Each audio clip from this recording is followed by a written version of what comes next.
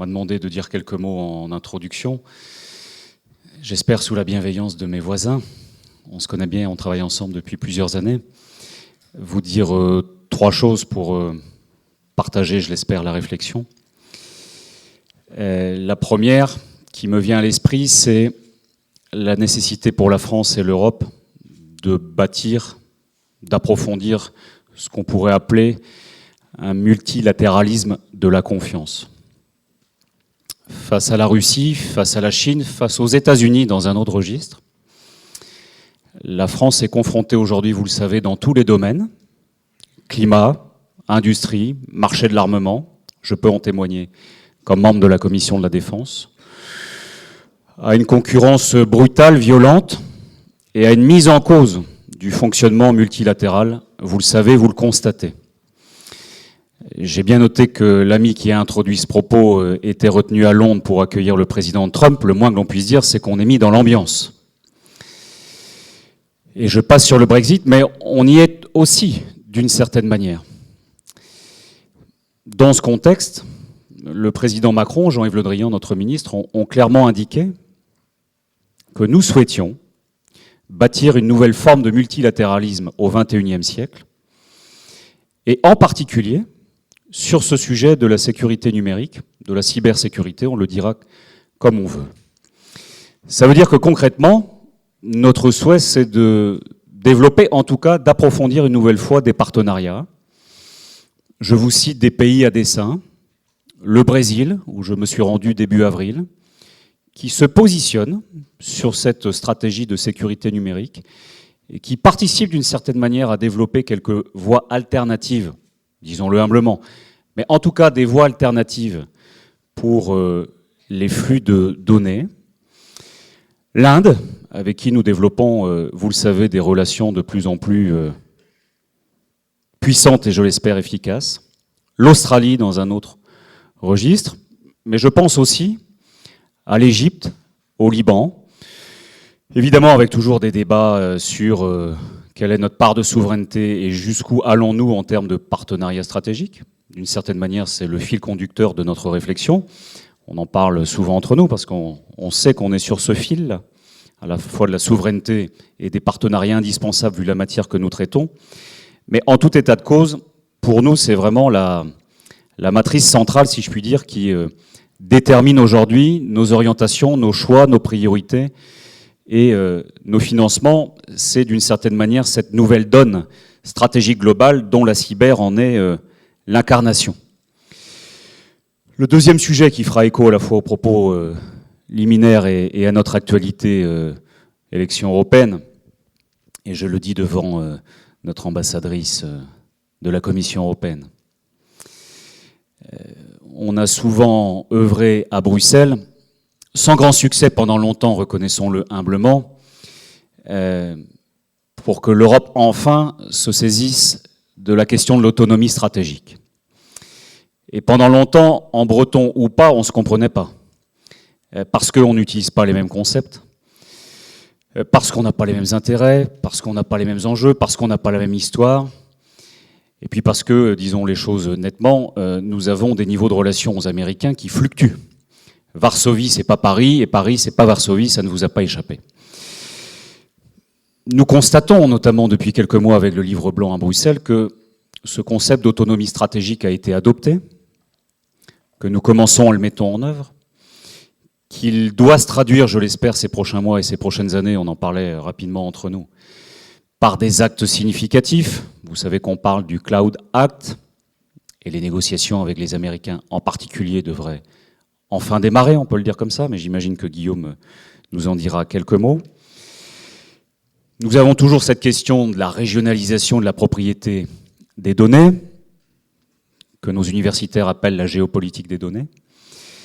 Et puis, nous avons un sujet, si vous me le permettez, très précis et très opérationnel pour nous, mon général, c'est le Fonds européen de défense.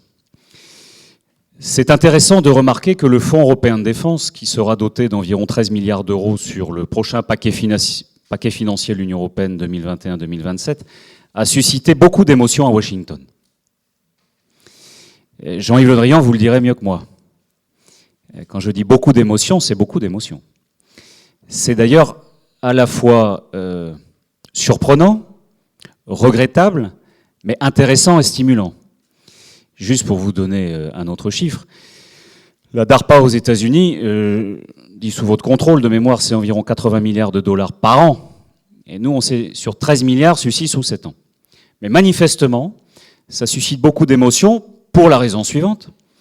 C'est que nous avons indiqué à Bruxelles que ce fonds serait dédié aux entreprises européennes et que ce fonds ne serait pas ouvert aux entreprises américaines. D'une certaine manière, ça s'appelle la réciprocité, puisque vous connaissez le niveau d'ouverture des marchés américains et des fonds américains à l'égard des entreprises européennes. Je ne vous fais pas de dessin. Donc notre autonomie stratégique, elle doit se traduire par ce fonds européen. Et évidemment, une des priorités pour nous, c'est que ce fonds européen participe à conforter la dynamique cyber, pour le dire un peu court. Mais en tout état de cause, que nos grands groupes, nos PME, nos ETI, nos TPE soient armés, j'utilise le verbe à dessein, pour candidater et se positionner au sein du Fonds européen de défense qui, vous l'avez de toute manière compris, œuvrera certes pour l'industrie de défense, mais évidemment avec la dualité qui sied au civil. Voilà un beau sujet pour nous. J'imagine que durant la discussion, on aura par ailleurs des sujets comme l'avenir de l'ENISA, on en parlait là aussi en quelques mots. Faut-il une agence européenne de cybersécurité? Si oui, avec quelles prérogatives ou pas? Voilà un sujet permanent qui fait discussion entre nous. Madame l'ambassadrice, je le lis sur votre visage. Troisième point et dernier point, pardon, je vais radoter, mais l'art du politique étant le radotage permanent, surtout à mon grand âge, troisième et dernier mandat, la culture stratégique numérique. Alors on essaye d'œuvrer, on est devenu au fil des années des complicités des ambassadeurs permanents. Pour vous raconter une anecdote, la dernière discussion majeure, centrale, déterminante, universelle, au sein de la Commission de la Défense et des Forces armées, c'est-à-dire entre quelques collègues de la Commission autour du café, c'était, et c'est, parce que le sujet n'est pas tranché, faut-il acheter un téléphone portable Huawei? Et alors le débat est ouvert, et je me suis permis de l'impulser parce que j'ai vu quelques collègues qui débarquaient avec ce téléphone tout beau, tout neuf, mais qui à titre personnel me posent quand même quelques questions. Et j'ai l'impression que ça fait résonance avec l'actualité, y compris sur la 5G en France et en Europe. Bref, tout ça pour dire que le développement de nos cultures stratégiques, c'est simple d'en parler, c'est pas évident à mettre en œuvre dans notre pays.